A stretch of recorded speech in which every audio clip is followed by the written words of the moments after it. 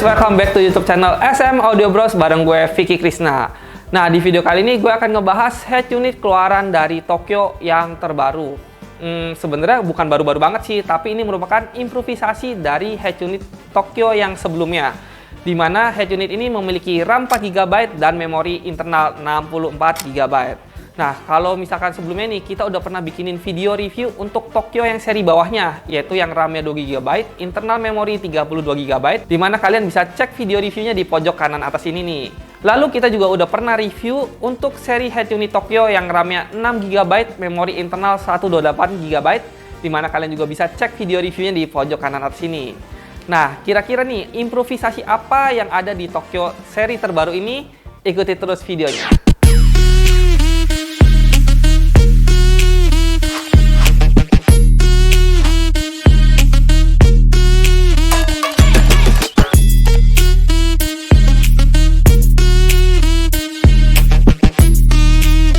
Nah, Rangers, brand Tokyo ini sebenarnya salah satu brand yang udah lumayan lama di Indonesia. Dan ini merupakan salah satu brand yang cukup populer dan menjadi pilihan customer dalam memilih head unit Android.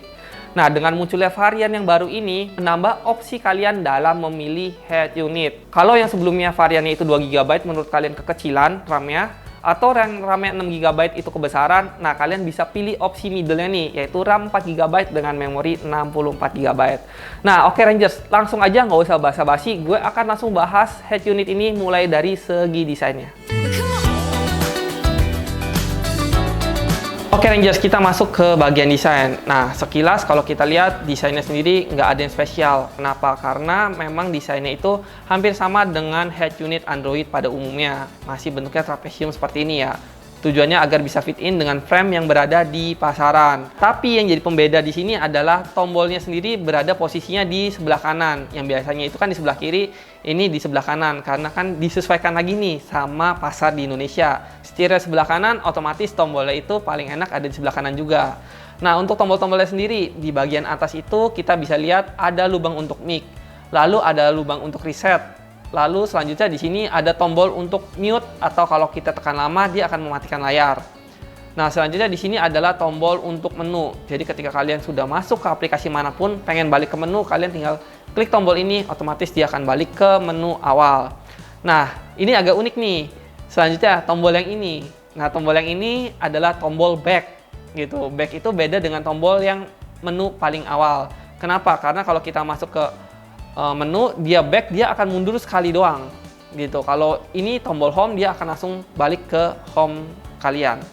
Nah, selanjutnya di sini ada tombol volume naik dan volume turun. Selain itu juga sebenarnya selain tombol-tombol di sini, kalian juga punya tombol-tombol di atas yang kalian bisa fungsikan. Ini adalah tombol back, ini adalah tombol home, lalu di sini adalah tombol untuk membuka aplikasi yang kalian simpan. Dan di bagian atas juga kalian bisa drag down. Nah, di sini ketika kalian drag down, kalian bisa ada shortcut seperti ini. Kalian bisa mengatur kecerahan layar. Lalu volume juga kalian tetap bisa atur di sini. Di sini juga ada shortcut untuk WiFi dan shortcut setting lainnya yang kalian bisa pilih.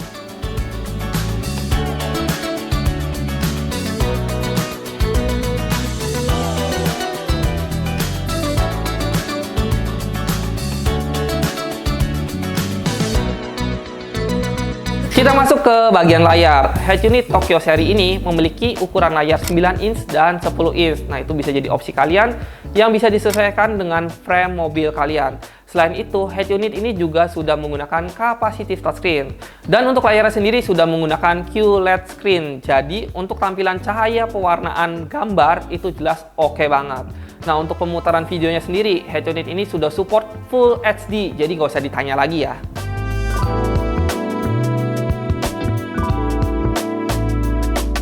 Oke, selanjutnya gue akan bahas tentang UI dari Tokyo 4GB ini. Nah, kalau kalian bisa lihat nih, ini adalah UI bawaan dari Tokyo 4GB-nya. Nah, untuk UI-nya di sini, untuk aplikasi yang di bawah ini nggak bisa diganti. Tapi ketiga aplikasi yang di paling depan ini itu bisa diganti. Caranya kalian tekan lama, nah kalian nanti bisa nge-replace aplikasi yang di sini ya, Rangers.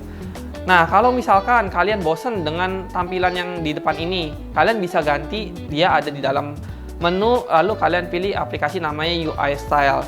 Nah, di sini ada beberapa UI yang kalian bisa pilih kalau kalian pengen ganti UI dari tampilan head unit Tokyo kalian. Nah, selain itu juga Ranger, setelah gue tadi cobain beberapa kali masuk ke menu dan lain-lain, untuk respon layarnya sendiri menurut gue udah bener-bener responsif. Karena dia sendiri sudah capacitive touchscreen. Dan untuk layarnya sendiri dia sudah pakai layar QLED, jadi untuk pencahayaan dan warnanya sendiri itu lebih nyata.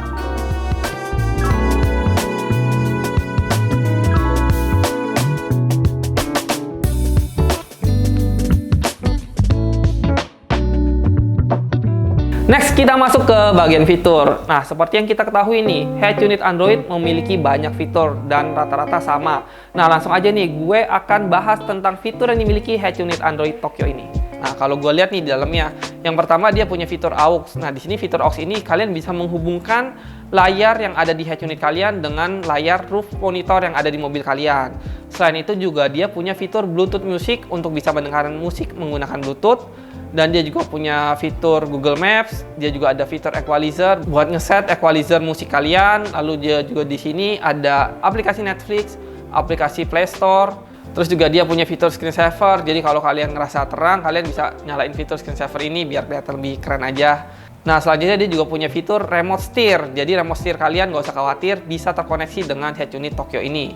Lalu dia juga punya fitur UI style, di mana kalian bisa mengganti tema tampilan dari head unit ini. Dia juga punya aplikasi View dan juga dia punya aplikasi YouTube. Nah, untuk fitur spesialnya lagi nih, dia itu sudah support dengan Apple CarPlay dan juga Android Auto. Nah, untuk Apple CarPlay dan Android Auto-nya sendiri sudah bisa menggunakan kabel maupun wireless.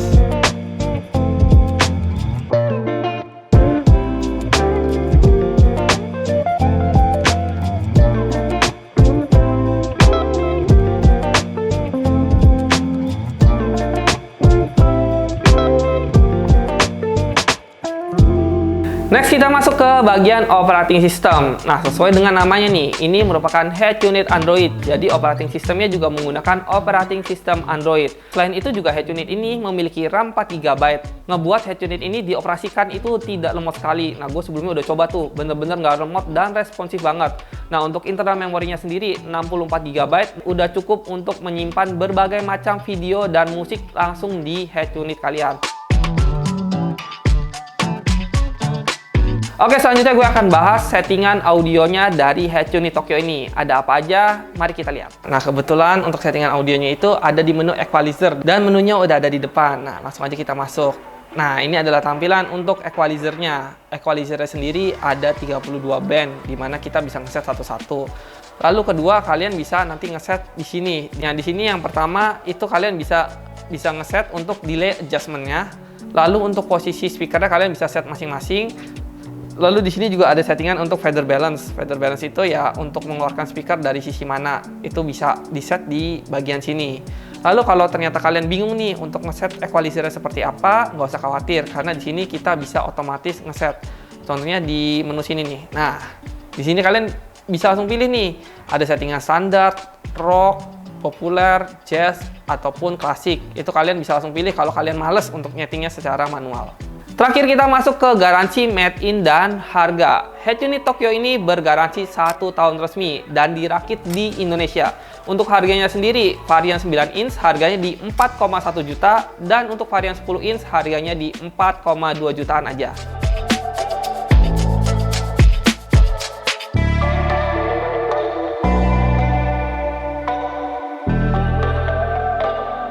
Oke Rangers, sekarang kita masuk ke bagian kesimpulan. Nah, dengan harga 4,1 jutaan, kalian udah bisa dapetin head unit Android yang fiturnya itu sudah berlimpah. Udah bisa CarPlay, Android Auto, dan dua-duanya udah bisa wireless maupun pakai kabel. Selain itu juga layarnya udah QLED dan juga sudah capacitive touchscreen, ngebuat head unit ini bener-bener nggak lemot banget. Nah, selain itu juga fitur yang gue suka salah satunya adalah kita bisa mengganti tema di head unit ini. Jadi kalau gue bosen dengan tampilan head unit ini, gue bisa ganti-ganti sesuai dengan keinginan gue. Nah, selain itu yang jadi pembeda head unit ini dengan seri sebelumnya, kalau sebelumnya tombolnya itu ada di bagian sebelah kiri, sekarang tombolnya itu pindah ke bagian sebelah kanan, dimana memudahkan kita kalau setir di Indonesia kan sebelah kanan tuh, jadi kita neken tombolnya itu gampang, nggak kesulitan sama sekali. Dan juga enaknya head unit ini juga sudah support dengan steering wheel, jadi kalau misalkan di setir kita ada tombolnya, itu bisa berfungsi dengan head unit ini. Oke Rangers, buat kalian nih yang masih penasaran tentang head unit ini atau kalian pengen tanya-tanya lebih lanjut tentang head unit ini, kalian bisa langsung kontak ke tim sales SM Audio Bros di nomor WhatsApp di bawah ini. Atau kalian juga bisa langsung ngerasain nih experience menggunakan head unit ini karena kita sudah menyediakan demonya di cabang SM Audio Bros. Jadi kalian bisa langsung datang ke cabang SM Audio Bros yang ada di Kelapa Gading, Bekasi, Tangerang, dan Surabaya. Oke Rangers, sekian video kali ini. Jangan lupa untuk subscribe, like, komen, dan share video ini ke teman-teman kalian. Gue Vicky pamit undur diri dan akhir kata semoga video ini kasih inspirasi untuk Indonesia.